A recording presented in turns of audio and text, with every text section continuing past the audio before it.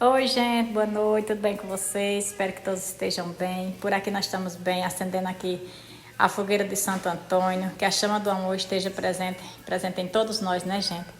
Então, são 3 fogueiras que comemoramos: São João, Santo Antônio, São João e São Pedro. Então, essa é a primeira das 3, pessoal.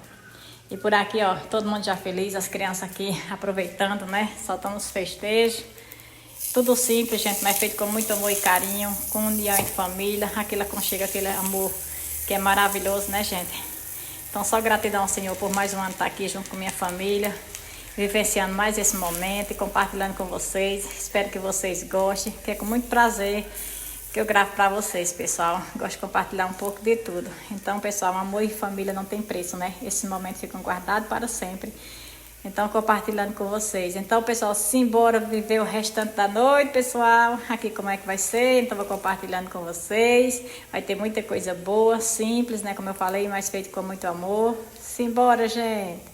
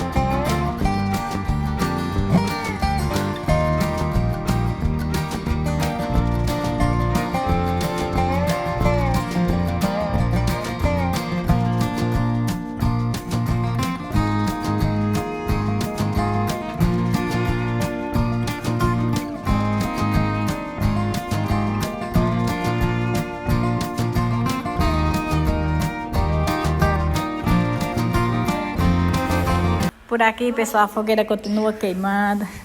Estamos aproveitando bastante, graças a Deus. Então, esse foi o vídeo de hoje. Espero que vocês gostem, compartilhando com vocês. Uma noite simples, mas bem divertida em família. Tentei dançar com vocês, viu aí, gente? Mas quem tem pé de chumbo nunca vai ter pé de valsa, né? Então, pé de valsa mesmo, só o marido por aqui. Então, espero que vocês tenham gostado, compartilhando com vocês. Gratidão a cada um. Obrigado pelo carinho, pela atenção.